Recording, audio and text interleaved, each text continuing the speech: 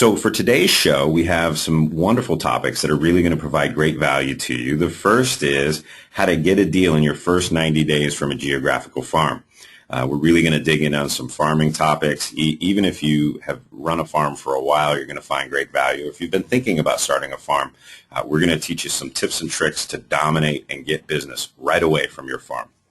We're also going to dig in a little bit on property disclosure, and we have our friends from Property ID here to help us as agents know what we need to know about property disclosure. And then lastly, we're going to get real specific, though we will touch on it in the geographical farming section. We're also going to dive in on door knocking at a very deep level with Melissa Case. So without any further ado, let's go ahead and introduce our first guest. John Manos is with our Hop Yard office, and he's going to be talking to us about geographical farming.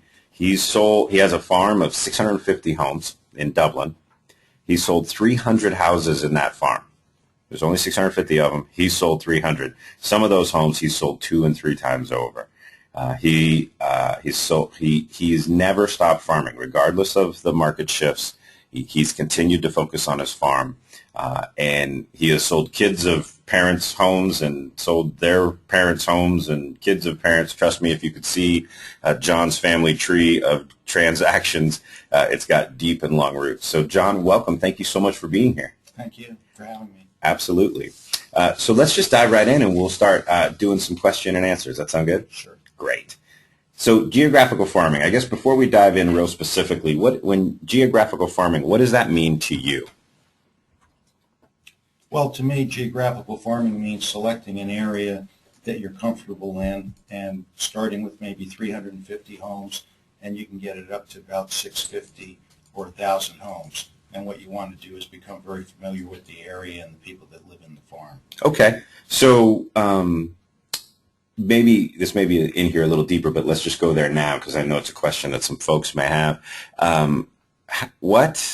How did you come up with the number 350? How do you even start there, like beginning at the very beginning? Well, because I think it's important that you don't overload yourself, and you want to pick a number of homes where you can walk through the farm maybe 4 times the first year. Okay. And 350 is a pretty good number, and you can expand out geographically from there. So you're really making it based off of ability to knock and sort of making sure that you can get to that certain saturation point to get the result that you want from those homes. Correct. Okay. And I know we're going to go into this later, but there's also some marketing component that would be a factor as well. So your budget and how much you want to spend on marketing dollars. Correct. That's correct. Okay, good. So since geographical farming is really critical for agents, especially as the market's shifting and continues to shift, how much business can you personally trace from farming? Well, this year, for example, I checked before I came in, and 85% of my business was the result of my farm. Wow. In one form or another. One client, I've listed her house in my farm. She moved out of the area 18 months ago. She just came back into the area and purchased a home. So I consider that a result of farming. So she started in your farm, you sold her home, she moved away, came back into the area, called you to help buy a home. Correct. But that origin of that contact was through your geographical farm. 85% of the origins this year have been in the farm. Last year was probably about 75%. Okay. All right. Awesome. Man, that's great. So the next question we have is, you mentioned you sold her home, she left, she came back. You were a, quote, household name. You owned that farm. She knew you and who you were. How did you pull that off? How do you create that mind share in your geographical farm? From a sales perspective, I call it be first in mind. Mm-hmm. So when people think about real estate in my farm, I want them to think about me first. So that's a newsletter every month and handouts when I go through, refrigerator magnets, jar grips, anything that's going to put me first in their mind. Okay. So you aren't focused on the item, you're focused on the consistency? That's what I'm hearing you say. I'm focused on the consistency, and simple items work well. Okay. Okay, jar grips. I have people have jar grips I passed out 20 years ago. Mm-hmm. Refrigerator magnets, they put them on the refrigerator door, and I tell them, hey, now you can think of me every time you decide you're going to get something to eat. They usually chuckle at that, but it's right there in front of them all the time. Okay. So do you have a plan at the beginning of the year for a certain number of mailers? How do you determine mailers plus giveaways? How do you determine that at the beginning of the year? Well, part of it is budgetary. Sure. And part of it's timing. Mm-hmm. I like to get out a newsletter every other month. Okay. And I like to get out some kind of a postcard. The months the newsletter doesn't go out, some form of postcard. And I don't think the content is as important as the consistency. Awesome. So you aren't like obsessing about what font you're using on the postcard, and that's not quite BH&G green, No, or John does not obsess about fonts. John does not obsess about fonts. Good to know. Good to know. So the real key, because sometimes we get a little stuck in our own brain, right? We get a little focused on it's a reflection of me and it needs to be perfect. And I don't want to send anything until it's perfect. Now, we still want to send out quality stuff, but a little imperfection is good, right? Yeah, I mean, the prospect needs to know that you know how to spell. Right. Okay. So hit F7, make sure you spell check. Right. Right. But one thing on newsletters, I keep them simple. And I keep them interesting. One of the things people like to know is what homes have sold for in their neighborhood. Uh-huh. And that's probably, I think, one of the most popular newsletters you can send out. And and then on the back, I've started putting the map all the time in color. Uh-huh. And then my listings that I've got. We've got a sample we're going to show everyone later Okay. of that map. It's a great, really powerful tool to show how you dominate the farm. So you send, just to recap, every other month you send a newsletter. You make sure you put in the sold statistics, market statistics, what's going on in the market, because people are always curious about that. And then you do, on the alternating months, you'll do a postcard, jumbo-sized postcard? Yeah, pretty good-sized card. Okay. And the other thing I want to mention on the newsletters is sometimes I'll walk them through the farm. Mm. If they're not home, just leave the newsletter on the front porch, and frequently I might not even knock on the door and just leave the letter on the front Just drop porch. and go. Just drop and go. Okay. So you save some postage that way. About $300 a month. There you go. That's real money. Okay, great. So postcard, alternating with newsletter, and then you door knock into the farm as well. Correct. How often do you try to door knock through your farm every year? Well, the more successful you become in the real estate business, unfortunately, the less time you have for door knocking. Sure. But I'd like to get through, myself personally, I'd like to get through 3 times a year. Okay. It's very difficult. Yeah, that's a lot It's been very difficult. So. Well, and as you get, I don't want to discourage anyone from door knocking. I know how valuable it is. But as you get that mind share and you get that dominance and you get some of those signs in the yards, you can do a little less knocking and still get a comparable result, right? Yeah, I would agree with that. So that once you start to get some market dominance, the pendulum is time and knocks. The more time you have, the more knocks you can do. The less time you have, the fewer knocks you can do. That's absolutely correct. So as you get busier, it gets harder to do knocks, but correct. You're busier. You just have what you have to do, right, is make sure that you're busier doing dollar productive activities or opening or closing escrows. Yeah, and you want to remain first in their mind. Right. So maybe your marketing spend goes up a little bit as you get busier to make sure you're still getting that mind share. Correct. Okay. So we're going to get real tactical now. How often do you door knock your farm? You said you try 3 times a year. That's your goal? That's my goal. Okay. And then how much prep do you have to do, let's say next week while you were going to be door knocking through your farm, or next month or whatever prep time you need? What do you do to get ready?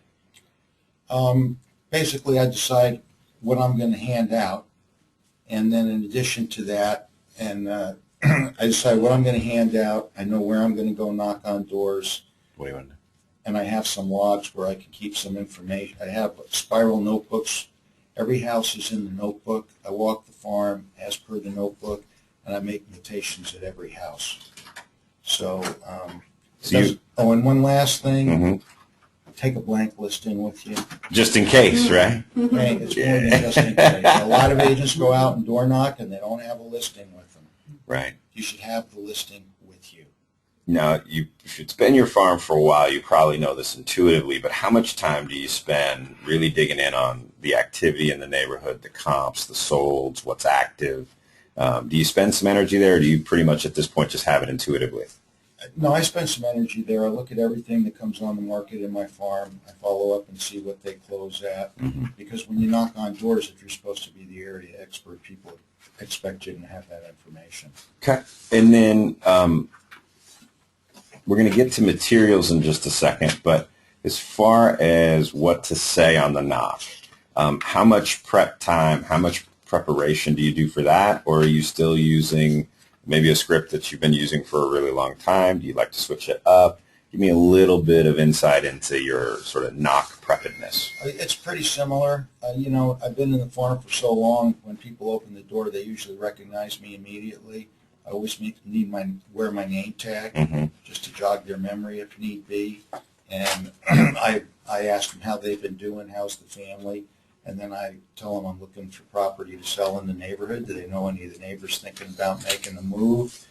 And then I'll get into some facts normally about them. If I know they have kids in college, I'll ask them how the kids are doing. And you know all this because you've kind of got that spiral notebook / farm Bible Correct. that has, I mean, it's very high tech. I love it, right? So it's a spiral notebook with the address and any notes that you will have gleaned as you knocked on the door. I know the kids' names. I know where they go to college, where they go to school. If they got a dog, I may know the dog's name, and so on and so forth. And a lot of times I'll go and discuss the family or the kids or whatever the case may be before I even discuss real estate. Okay.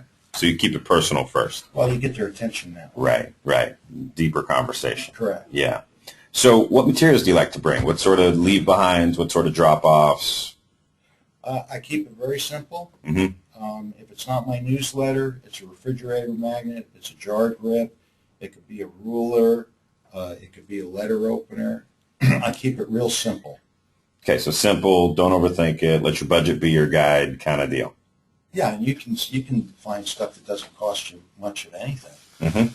So let me ask you a loaded question. What's the least you've ever taken with you to go door knocking? Like, what's the bare minimum? Like, if I just said I want to go knock some doors, what's the least you've ever taken with you? probably the least I've ever taken is just is a blank listing. Okay. And a net sheet. And a smile. And a smile. That's the least I've ever taken. Okay. All right. Cool.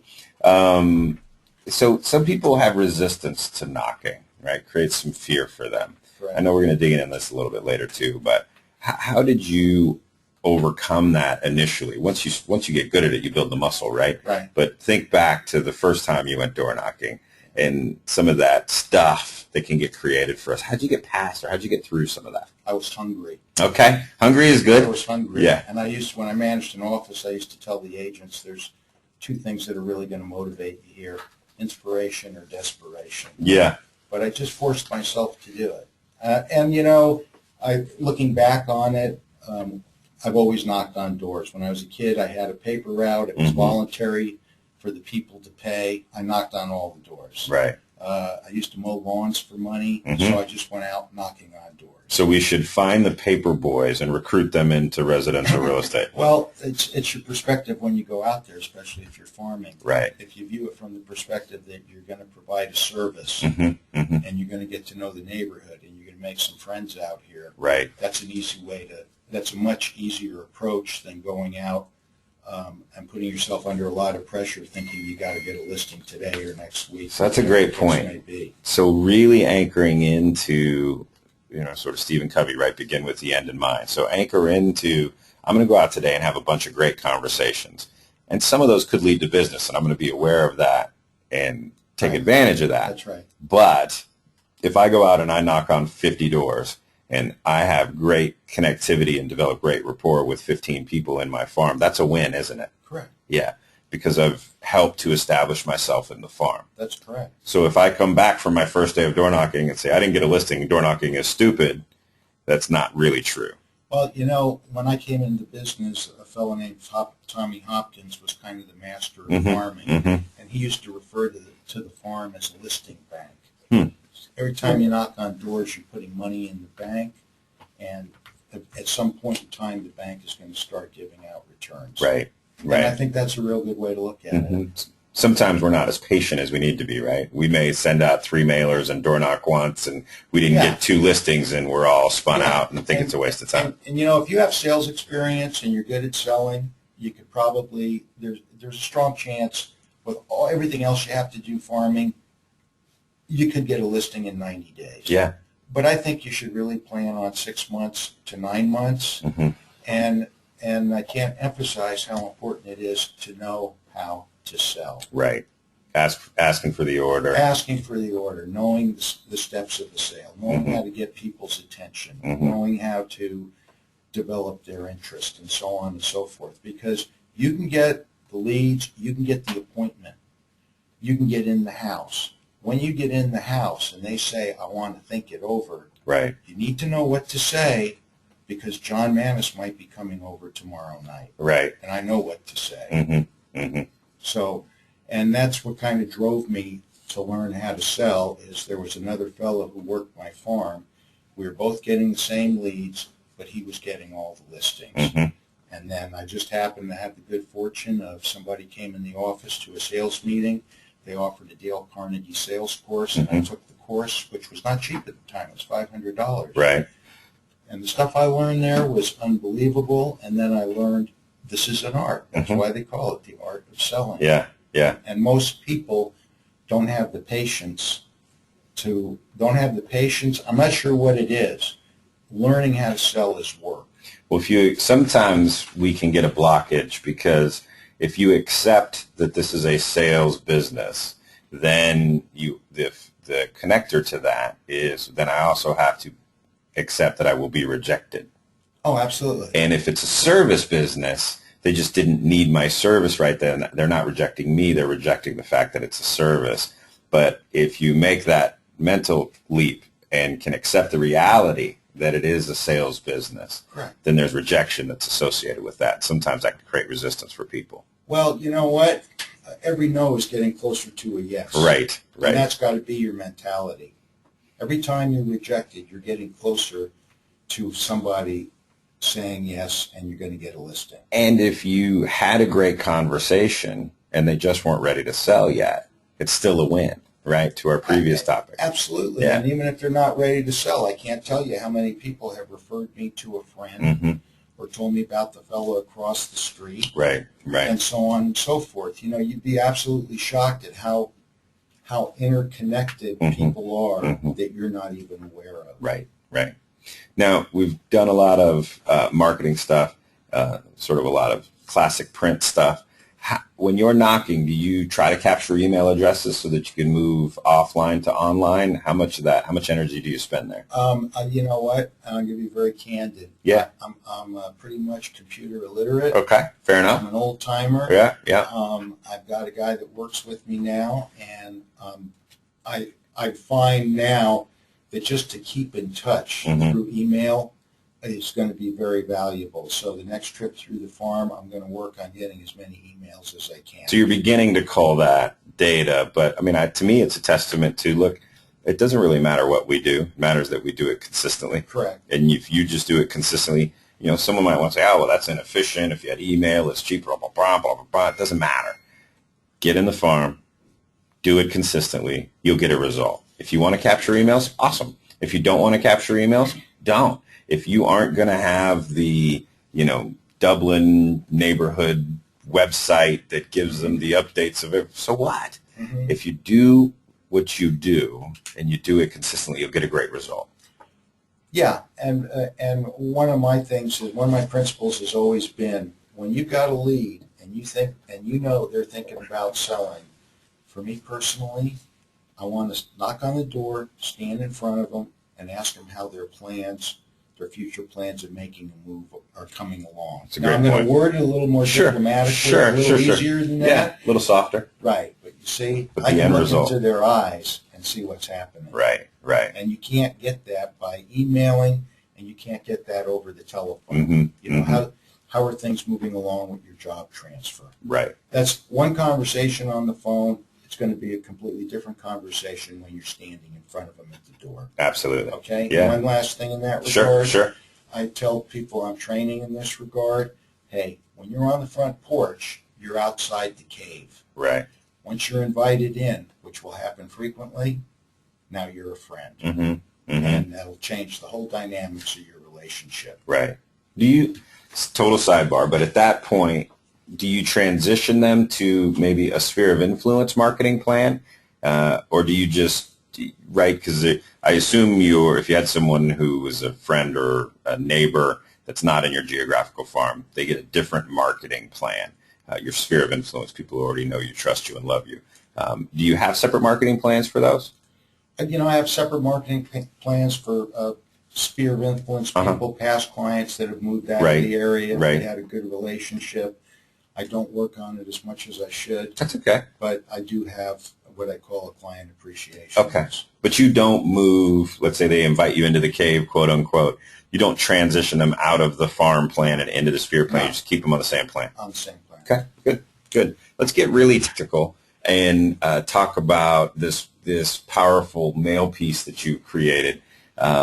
This is the map that shows all the homes that you sold in the farm. Just tell me a little bit about this. All those blue dots that everyone that's on the show is looking at, all those blue dots represent a home that you sold? All the blue dots represent transactions. They're all transactions in the neighborhood. Okay. And almost all of them are listing transactions. Okay. So some of the dots, if you look over there on Prince Drive, you got about 30 dots over there. There's only like 38 houses on the block, but some of those homes I've sold 2 and 3 times. So that's pretty much the representation of the dots. If you look over on Lancaster Lane, and this needs to be updated because there's a few more now, but this pretty much tells the story, though. I wouldn't, There's on Lancaster Road, there's like 18 transactions or 20 transactions. I just closed a transaction on Friday. It was the 3rd time I've had the listing. Wow. So you sold the same home 3 times? Same home 3 times. And so you use this map everywhere? I mean, is it almost like your logo? Do you send it out a couple times a year? Tell me how you use it, because this is a powerful graphic. So tell me how you use this. Well, I take it with me. It's going to be on every newsletter, and I started that a little while ago. Okay. I'm going to start posting the newsletters on my BHG website. Okay. So they can see the newsletter there as well. But I take it so it's on every newsletter that goes out. I take it with me on listing appointments, and oftentimes that's all they need to see to make the final decision if they're competing with somebody else. Sure. But the other place I found it real valuable is when I hold an open house in my farm. Right. And they ask me about the neighborhood and this, that, and the other. And you know how some people are reluctant to give you their information. Sure. I'm pretty good at getting their information, but if they sound serious, whether they sound seriously interested in the neighborhood or not, I show them the map. I tell them this is how many homes I've sold just in this neighborhood, so I'm very familiar with the area. And then I kind of use that to ease into getting their information. Right. Because I tell them, you can tell by the map I'm a very busy guy. Yep. And I'm not going to have a lot of time to be bothering you if you don't want to work with me. But give me the information, and this way if I come across a piece of property I'm going to be listing, I can let you know. I can, if it's a little bit under market value, you'd probably want to know about it, wouldn't you? Right. And boom, you got the phone number. And I want the phone number before the email. I don't really care for it if all they're going to give me is their email. Why is that? Because if we're going to work together, we have to have a relationship. Right. And I think the beginning of the relationship is you trusting me enough to give me your phone number. Yeah, it sort of gives you an indication of the level of trust, right? Yeah, I mean, give me your phone number. If I call you next week and you don't want to work with me, that's fine. I can move on. Right. There's more nuts out there than there are squirrels to eat them. Sure. And people are That's the way I look at it. more resistant to give you a phone number than they are to give you an email. So if they're willing to give you the phone number, you're deeper in the sales funnel with them. Exactly. You have a higher qualified lead. Exactly. Yeah. Good. Awesome. So first of all, that's an awesome piece. So, for anyone who's out there that's listening, if you've got an established geographical farm and you've been working it for a long time, I'd recommend that you don't mind if people borrow that thought. That No, not at all. You I borrowed didn't it. copyright that idea. No, I didn't copyright it. Good. And hopefully the guy I got it from didn't copyright Good. it. Yeah, I don't think he did. So now let's go back to starting a geographic farm. So we're jumping around a little bit, but let's pretend I'm an agent who was just getting ready to start a geographical farm. And whether I've been in the business 5 minutes or 50 years, Okay. I've decided it's time to start a farm. Okay. and you and I are having a cup of coffee, Okay. and I just say, John, I'm thinking about starting a farm. Tell me what to do. Okay. Well, as we discussed, I picked an area. I picked probably 350 homes Mm-hmm.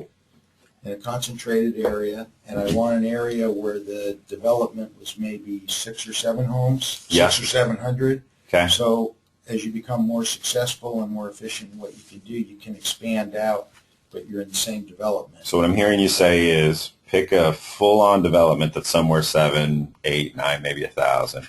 Take a slice of that.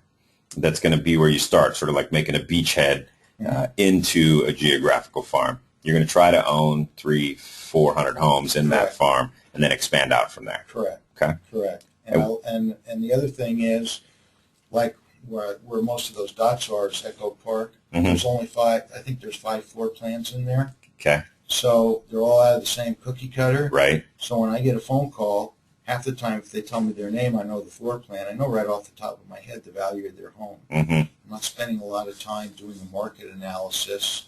You know, if you're working the Orinda area, it's a whole different ballgame. Sure. If you're in Berkeley or Oakland That's or exactly Orinda. right. Right. So, and I like to pick an area where I'm comfortable. I'm more comfortable in a $500,000, $600,000 price range or 4 to 600 Mm-hmm. even, than I am in $1 million homes. Sure. It's a different clientele, Mm-hmm. and I'm just more comfortable with those people. So go where you feel, price point, obviously, there's some people out there thinking if you can sell a 6, why not sell $1.6 million? You make more money. But I think what I hear you saying is listen to your heart, right? Listen to your soul, and wherever you like being, go be there, because there's a higher propensity that you'll be there more. That's true. Yeah. And then the other thing is, I don't know how far we can go on discussing commissions, but let's Sure. put it this way. You can go wherever we need to. Don't worry Okay. about it. If you play with the numbers, probably a 6% commission at $500,000 split 3 and 3 is going to net you as much money as 4.5% on $1 million, Sure. and you take 1.5%. Yeah. So I'd it's rather- hard. It's harder to hold commission on the high end because Well- the dollars get bigger, right? Agents think it is, and Mhm. agents have a tendency to give way more on the big commissions, but I don't necessarily go Subscribe to that value. No, I went to a seminar with some of the most top producing agents on the other side of the bay, and you would fall out of your chair at how many of them were getting 6%. Yeah. Don't future radio show coming up will be how to hold commission even on $2 million homes. So we'll make sure we add that as a topic. And if I can add one last Sure. thing, you might want to pick an area also where the homes are either not real old, Mhm. or if they are, like in my farm, they've been re-roofed and they've been replumbed. Okay. Okay? It makes your escrows go a lot easier. Less fallout. Less fallout. Okay. All right. Good. Any other advice? Any one more advice? Just starting a farm. I got one piece, if you'll humor me. All right. One of the things that I always say to agents when they're thinking about starting a farm, the first question I always ask them is, what's your budget? Because if they tell me, well, what do you mean by what's my budget? And I say, well, how much money do you have right now to contribute to your farm? And if the answer is 0, my recommendation is don't start a farm yet. Start one soon. You can go door knock, but you aren't farming until you can consistently and persistently market to that farm. Now, my experience is a lot of agents won't consistently go door knock every month for 3 months. It's just too much heft and haul. So something to consider is what's your budget? Set aside a couple $1,000 because then you've got your first 2 or 3 mailers in the can ready to go so that you have some runway. You agree with that? Disagree with that? Think I'm right? Think I'm wrong? I'm open either way. It's nice if you can set aside a couple of $1,000, Mhm. and plan on putting a couple of $1,000 on your credit card if need be. You don't have to be, we don't need the preamble. You can just disagree if you do. It's totally okay with me. Well, what I was going to say is, it's nice if you want to do that. Mhm. You can really do low budget farming. What's that mean? Well, for instance, I think home warranty companies might offer you handouts. I think Mhm. the home loan group might offer you handouts. Sure. Either for free or very low cost, and you can go and hand those things out. Mhm. If there's a listing in your farm, you can go and preview it and go through and knock on doors and maybe ask the people if they have any friends or family looking for a home in the area. That home down the block is very sharp. If I'm willing to, how much level of commitment do I have? Should I door knock monthly if I'm not going to be spending the dollars? What's your recommendation? If I'm trying to do it on the cheap and I'm going to go door knocking and hand them out instead of mail them to get started, am I knocking monthly? Am I knocking every other month? What do you think? Probably every other month. Okay. Cool. Good feedback. Awesome. So now we're going to go to the tips for creating a successful farm. Easy for me to say. And these are your tips that you've given us. So let's just kind of tackle these one at a time. The first one is pick an area you're comfortable with, price point in homes. I think we've dug in on that. You gave the great add-on to that of, try to pick one that's newer, that's not going to have a ton of problems so you have less fallout. I think that's really valuable to consider. Number 2, check what the turnover's been, and where is this move up territory for them. What's the right kind of turnover, in your opinion, to look for?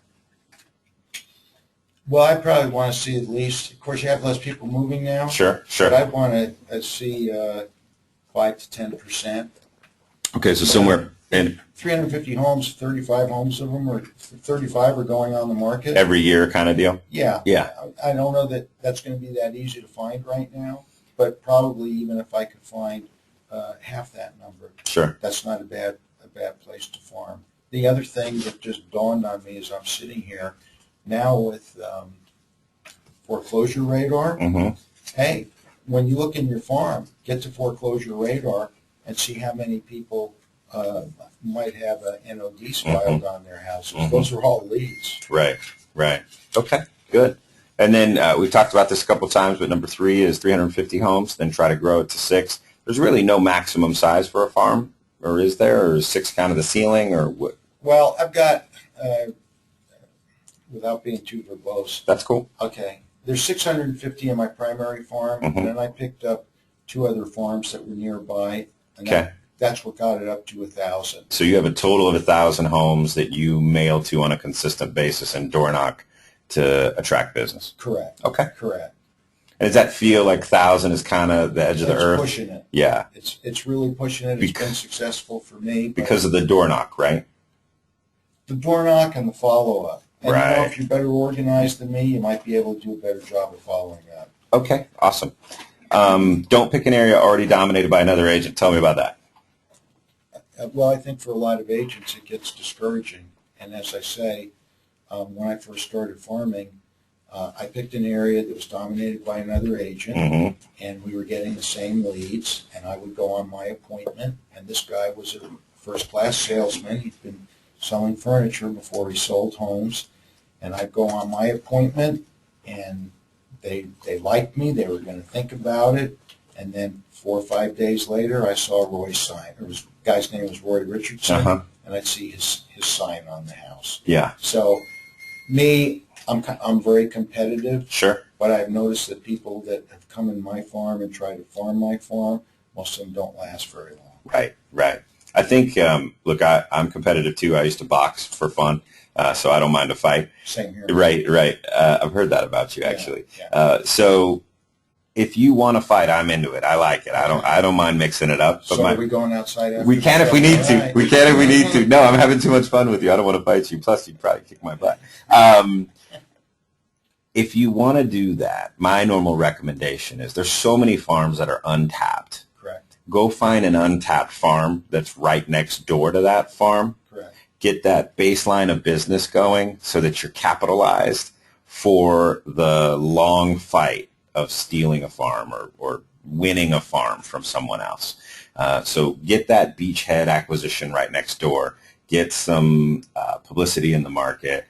Get some market share in that other section that's maybe right next door, and then go after the person who made you mad because they were mean to you the first time you ever had an escrow or whatever reason you decided to go after that farm.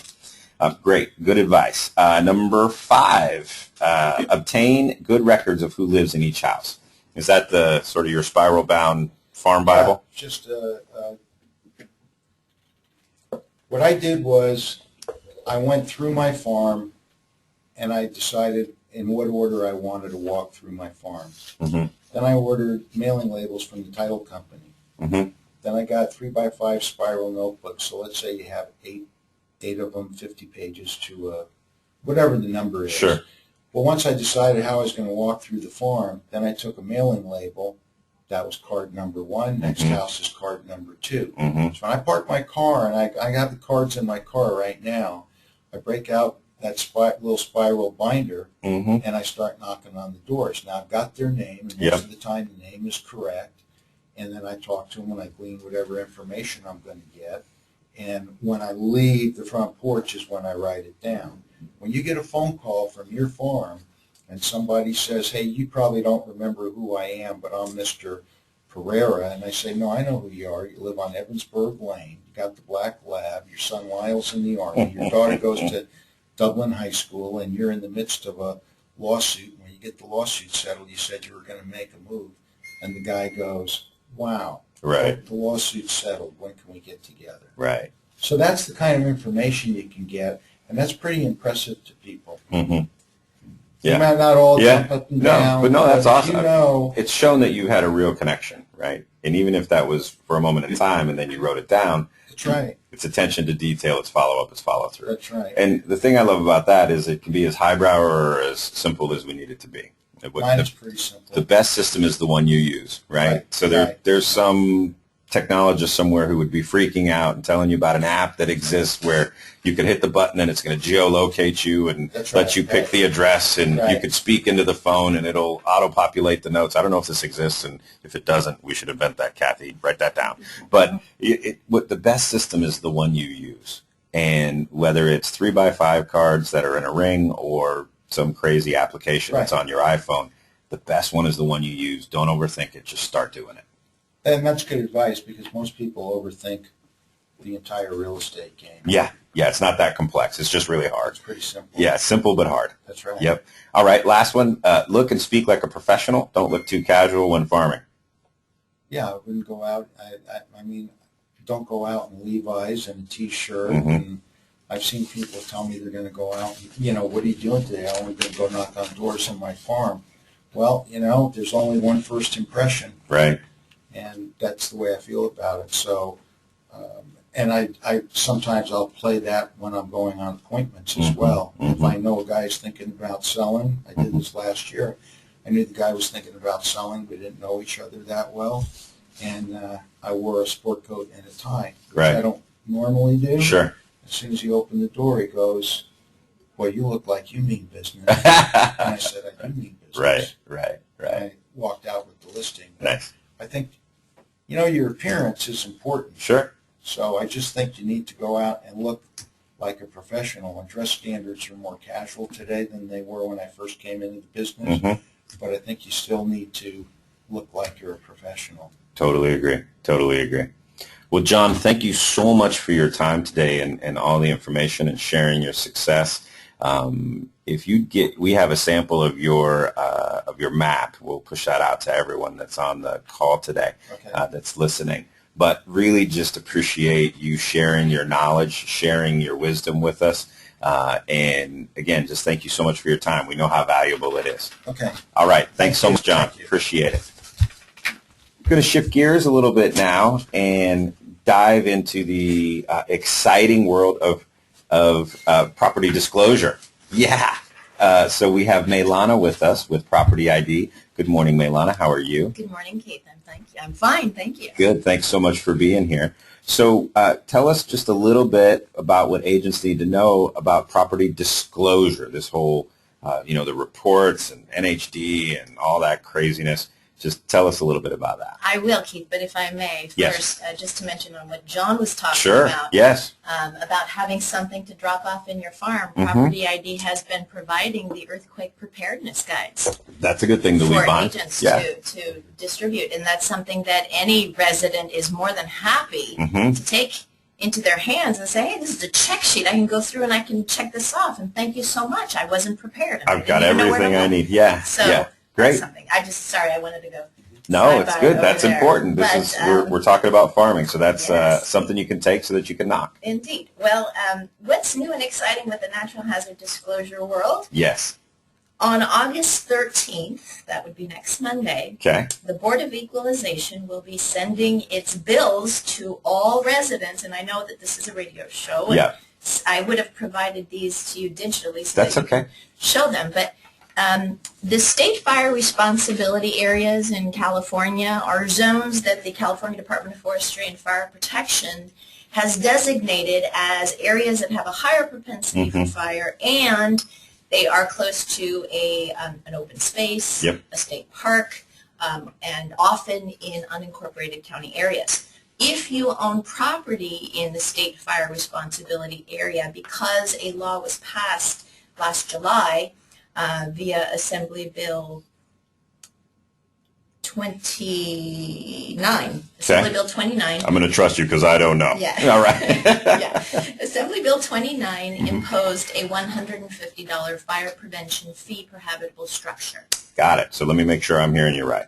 They rezone, or not rezoned, in the areas that were zoned, the wildland fire zones. Yes. There's now a $150 fee, Fire prevention fee per that habitable per structure. habitable structure. So that means when I close my escrow, there's a new $150 fee? No. It means that all people who own, I myself included, I live in Lafayette, Okay. and I am in a wildland fire zone, state fire responsibility area. Yep. I've been in that zone Yep. since the fire marshal of the state of California mapped that zone out. So, Yep. so the zone is nothing new. The zone hasn't changed, but No. the fee has. The fee has. There was not a fee before. And you pay that annually? It's starting August 13th, and Okay. it will be annually, and it's going to be by county, alphabetically. Yep. So Alameda County residents should expect their bills by the end of August, because the bills are going out Monday. And Yuba County will be expecting theirs by December. Yeah, by December of 2032, probably. Just kidding. Just kidding. If the state's listening, I'm totally kidding. Please do not audit me. Exactly. So this will be a separate bill that's coming from the county? Correct. So It's coming from the Board of Equalization from the state, yes. And is this eventually going to get legged in with my other tax bills, or is this always going to be a one-off $150 bill I'm going to have to pay, or do you know? Well, it's so new right now that there's a lot of uncertainty, and the reality is, and you know, this is a very hot topic. Right. No pun intended. See what you did there? That was good. Because of the fact that throughout the state of California, when this bill was signed into law, people were very outraged by this. Sure. You cannot impose this fee upon property owners without getting 2/3 vote of the people of the state of California. And so people were very angry about this. And so after several bills to repeal this law and letters complaining that you cannot do this to us, California legislature, what do you think you're doing over there? The Office of Administrative Law ruled that this fee does comply with the law. And it took a long time for them to figure out exactly how billing would take place. Got it. And this is an annual fee. Yep. And it can be reevaluated. So, for example, in 2013, should the Board of Equalization and the California Department of Forestry decide that we do have enough money in 2013 for fire prevention measures. Are you going to tell me that they can take it away? Come on now, we know better than that. You're way ahead. Yeah. Indeed. So exactly, they can actually reassess and say, we have enough money, we don't need to collect more money for fire prevention measures, but the likelihood of that happening, That'll happen on the month of never in 20 someday. Exactly. Right. I'd like to see that. In any event, the bills will be going out. So just to put, make sure I'm right, so I'm going to be the filter here. No change to the zoning. So you were either zoned yes or no prior. Correct. And just so you know, it's item number 4. Item number 4 of the NHD. Disclosure statement. Okay, so it's item number 4. And if it's checked, if it was checked yes, or it has historically been checked yes, correct, it will continue to be checked yes. I just get a new $150 bill that I'm going to have to pay somehow, someday, some way between now and the end of the year and subsequent years going forward. Indeed. Okay. And if you are somehow offended by this, Yes. once you get your bill and pay it, right, you have to pay it. you have to pay it. You can join the Howard Jarvis California Taxpayers Association and sue the state of California. I am in no way encouraging you. You aren't endorsing that. You're just telling us that that's an option. Absolutely not. I would not encourage you to sue the state of California. However, this option does exist to residents in the state fire responsibility areas. Maylana has been very political in how she's described that. Not at all. Vote for her. She's going to be running for office soon. Not at all. No, me either. Trust me, I would never make it past the screening process. I wouldn't stand a chance. So that's really great information. Thank you so much. Yeah. We have the maps here that you've sent, and so we can push those out to everyone that's on the show. Sure, if you'd like. Yeah, great. I appreciate that. You're welcome. Well, again, thanks so much for bringing this topical information. But there is a more exciting issue which just passed. Oh, okay. It's just signed into law. Let's go. Hot off the presses. Breaking news. Very hot. Breaking news. This bill was signed into law July 13 of 2012, Assembly Bill 1511, which has required that we disclose the natural gas transmission pipelines in real estate right. I heard about transactions. that. I heard about that. Yes, and after the explosion of the pipeline in San Bruno, people up and down the state of California were saying, well, we need to know where these pipelines are. Sure. The sad point is that the operators of these pipelines don't know where they are. It's a best guess. It's very unfortunate, actually. And so there is a website. It is the National Pipeline Mapping System. And you can go on that website and you can take a look at where the pipelines are. However, they are inaccurate, they are incomplete. Depending on the day that you look at your property on this viewer, the pipelines appear and disappear. There is a 500-foot They're magic pipelines? They're magic pipelines. That's amazing. They're hardly magic. And there's a 500-foot margin of error. So you could be looking at a pipeline running right through your listing when, in fact, that pipeline may be 500 feet in either direction. Could be in a neighbor's home. Exactly. So, so what is this disclosure going to mean? Well, what it means is that, thank goodness, the author of the bill saw the light and amended his bill to model it after the Megan's Law. Okay.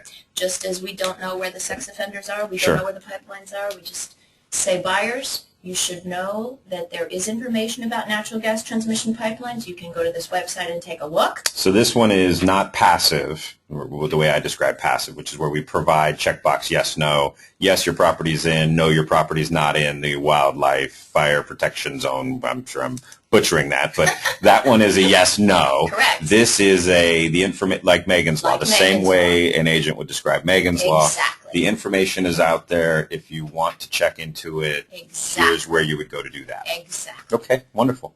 Great. Thanks for all the hot off the presses information to help us do our job better, Maylana. We really appreciate it. And thanks, Maylana with Property ID, for being here with us to share this information with us. Thank you. That was awesome. Now we're going to deep dive into the real technical aspects of door knocking. So we've had John Manos, who shared some great insight. And now I've got Melissa Case with the Antioch office. Melissa's got, I can see the calluses on her knuckles from all the doors she's knocked. It's actually the blisters on my feet. Oh, blisters on the feet, callus on the knuckles, sore cheeks from smiling. Yeah. She's got all the telltale signs of an expert door knocker. Melissa, thanks so much for being here. Welcome to the show.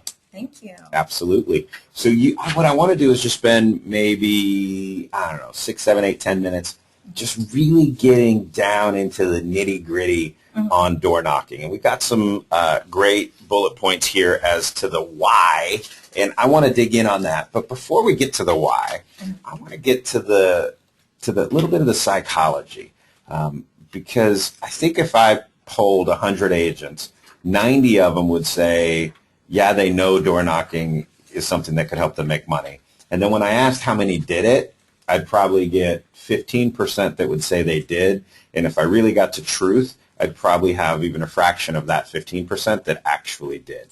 So why do you think there's such resistance to door knocking? What is that? I think it's the fear of rejection, like you've already Touched on. So if you do have that fear, I suggest you partner up with somebody that you like in real estate. Okay. Tell me about Or that. your loan officer.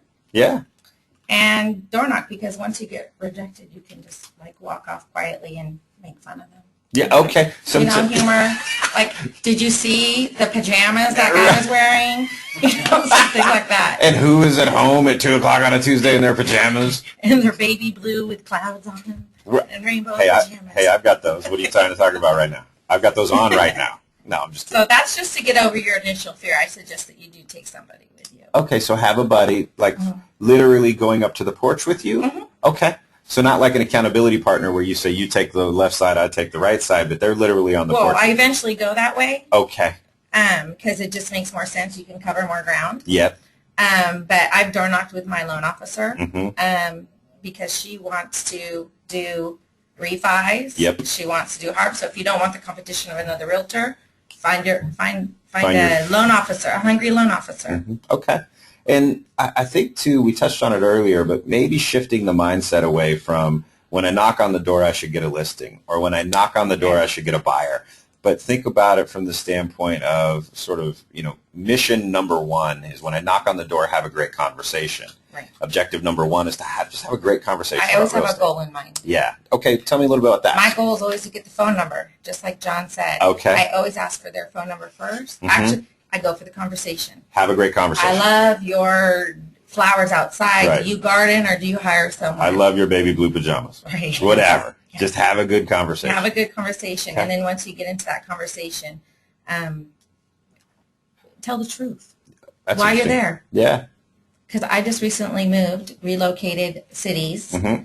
And my truth is, I'm looking to expand my database. I know that you're not ready to sell right now, but I'd love it if I could get your contact information and call you 3 to 4 times a year. Okay. So you take the pressure off with, I know you're not ready to move right now. So instant sort of, relief, right? This Right. person's not trying to sell me something today. Right. But in essence, what you're selling, quote unquote, I just did air quotes for all of you who can't see, what you're selling today is the fact that I'll keep you abreast of what's going on in the marketplace. I'll let you know when markets shift. And then hopefully whenever you are ready, you think of me. Right. Okay, good. Any other tips or tricks just for getting past the sort of the mental piece of getting out there and doing it? My mental piece was, I guess, desperation. Yeah, I so- wanted to make some deals. Right. I've been a single mom before, Mm-hmm. and it's a cheap way. Yeah. It's a cheap way to get business. It's a cheap way to establish relationships and get involved in the neighborhood as well.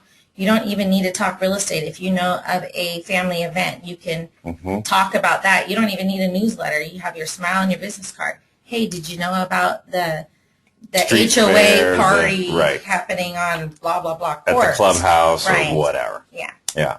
I think to find easier things for us to mentally get our brain around door knocking. So I know when I started in my career, my first few months, all of my door knocks were inviting people to an open house because for me that was a lot less threatening. Right. And it sort of helped me. Why that's a good idea. Helped me build up my calluses on my knuckles. And then once I'd done, I usually would shoot for doing 100 for every open house. So by the end of a couple months, I had done 800 or 1,000 doors. And then it became really a lot easier for me to door knock in my farm or really anywhere because I'd sort of built up that muscle a little bit. Right. So I do door knock my open houses, even if they're not my listing. Yep. I door knock them before they get open, and then I just actually door knocked last Thursday an open house that I did for another agent in the Walnut Creek office. Thank you, Clarence. Oh, thanks, Clarence. Shout out. Oh, wait, one more shout out. Oh, okay. All right. Shout out To the portion tech guys, because I promised. Okay. Shout out to the tech guys. And my shout out to personal guy, Clarence. Michael. Okay. Anybody else, No, that's Melissa? Are we it. good? That's All right. right. I'm going to have to start playing the music like the Oscars. Like you didn't get the hook here. All right. Our shout out portion of our show is now done, ladies and gentlemen. Back to your regularly scheduled program. No, I just door knocked. I got from my door. The first time I went door knocking on this particular open house, I invited people to the open house. I got one name and number. That was it. Not very friendly. I went door knocking. I called the listing agent, found out how many offers he had. I even found out the price, even though I'm not disclosing that to the people. Yep. And the situation, so I could update them on the open house. Nice. I ended up going inside one of the person's houses that has a listing coming up, not in the neighborhood, but somewhere else. I got 3 people's names, numbers, and emails. Wow. And I got invited in, which Nice. is a which is a big, Yes. means a lot. Yeah, he showed off all his house.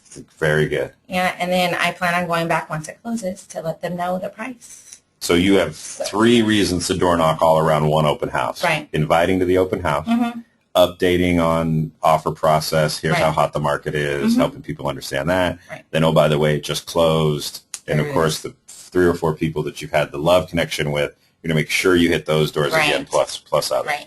Cool. Very good maximization of that one event. That's awesome. Right. I think I And just I made might up a keep word, by the way. that as my farm, too, because I like the people in there. Kind of digging on Because it. I'm looking for a new farm. Okay. now. And so you were out there, you knocked, kind of have a love connection with the neighborhood, the people. Right. Very cool. Good.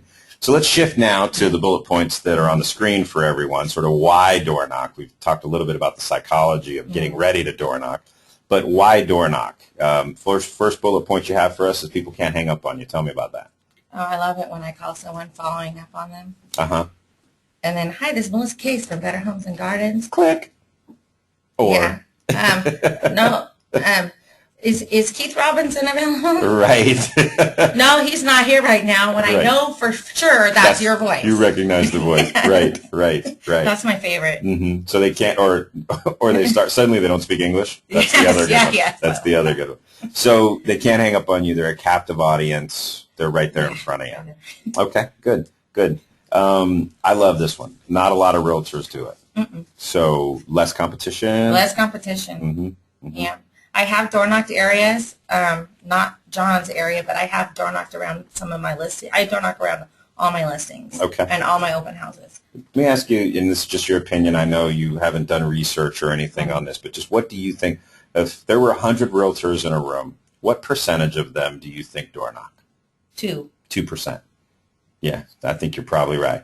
So if you think about that. Consistently. Right, consistently. It Right. doesn't mean they've ever door Right. knocked, but consistently, week in, week out, month in, month out, will go door knock. Maybe 2%. Right. So 98% of the competition isn't going to do it. That's a fertile field for the willing. Right. Yeah, great. It doesn't cost a lot of money. Tell me a little bit about that. Well, you don't have to door knock magnets, pins, jar openers if you don't have the money. It You costs do you your that later. time. Right. Yeah. It costs you your time. And you're really there to make relationships with these people, give them information. If you have a geographical farm, but you don't have a listing in there, but you want to establish a geographical farm, instead of door knocking around the open house, door knock your geographical farm. I don't care if your geographical farm is in Dublin and you're holding an open house in Concord. You just need a reason to go to the door. They're probably not going to show up, but that doesn't matter. But just like the font doesn't matter. Right. All that matters is that you're there, you're in front of them, Right. and they know that you're doing business. It doesn't even matter if you have an escrow. Sure. You're doing an open house. So now they think, oh, maybe Melissa's really experienced. Every 2 weeks she comes by and she's doing another open house. She must be busy. Great reason. It doesn't matter why, just knock. Okay, last one. Establishing relationships face-to-face is easier. I mean, look, I've read a lot of books where they talk about 90% of communication is nonverbal, not verbal. Right. Seeing someone's eyes, smile, physicality, posture, Right. shifts in that. All of that creates a better feedback loop. Is that what you're really digging into there? Exactly. So like if I have a geographical farm and I door knock on one door and they are unreceptive to me a couple of times, I probably won't door knock on that door because it's probably someone I don't want to work with because Right. I'm not going to get along with them. And I don't want to waste my time. So it's I okay. pick up another door. It's okay to eliminate people from your farm, sort of X out certain houses. I If do that. there's not a love connection, there's not a love connection, nothing wrong with that, right? Right. Yeah, it's your farm, not theirs. Right. Okay, awesome. Melissa, before we transition, anything else when it comes to, we talked about the psychology of, we've talked about the why too. Anything else you want to share with us on door knocking? Yeah. One thing, different types of homes, like John mentioned, he pulls up foreclosure radar. Better Homes and Garden has Really Track for $19.99. You could use Really Track or foreclosure radar. But if you want to focus on those notice of defaults, you need to have a script well rehearsed because on those doors you only have about 10 to 15 seconds to get your point across. Because they aren't looking. They have their head in the sand. They don't want to talk to you. Have you They're knocked those embarrassed. doors? Of course I have. All right. So do you have a script that you like? Yes, I do. Would you share that with Oh, all the sure. millions listening across the globe? What do you say when you knock on a notice of default? I just get their attention, again, with truth. I just say, I know you've probably been getting a lot of things in the mail about your recent notice of default. It's public record. I want to come to you personally, offer my assistance. How can I assist you? And that's, you just go right at it. Because those doors, they're not wanting a relationship with any realtor. They know why you're there. Yeah. They're not dumb. They know why they're getting the postcards. Mm-hmm. They're getting the calls from the bank. And you just be there of assistance. So if they're open at that point, I said, have you thought about one of my other scripts says, have you thought about anything, options other than foreclosure? Got it.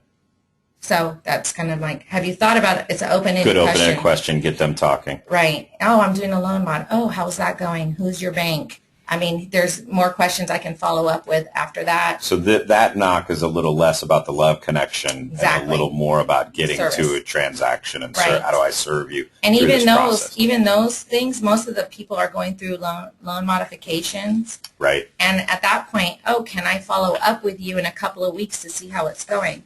Would you like access to my fax machine? Would you like me to help you make copies? Now you're getting into the relationship part. Right. I can help you. Let me help you. Are you going to Kinko's? Would you like to do it for free? Did you know the same things you need for a loan mod are the exact same things I need for a short sale? Got it. Have you considered doing a short sale if you can't get the loan mod? So you really are trying to get the service right away, help them navigate the process. Right. Awesome. Melissa, thank you so much for being here today. Okay. So I just want to thank all of our guests for coming in today. We had John Manos from the Pleasanton office sharing his great insights about how to dominate a geographical farm right away. We had Maylana with Property ID giving us some hot breaking news by the moment, by the minute. Thank you so much for that. And then Melissa from our Antioch office really helping us with some real tactical approaches to door knocking. So thank you to all of our guests. Be sure you tune in to our next couple of shows. Next week we've got how to succeed in your first 2 years as an agent. And I want to encourage you, even if you aren't a new agent, there is real value that you're going to get. There's ways that you can streamline, revolutionize, re-engage your business to get more transactional volume. And then we have Pam Buddha from our Sebastopol office on the 20th who's going to be talking about blogging. We're going to discuss should you, shouldn't you, and if you are going to do it, how you can do it to really get some transactional volume so that it's not blogging for a hobby, but blogging for reality to get some transactional business. So thank you all so much. Looking forward to seeing all of you next week on our Monday Morning Radio Show.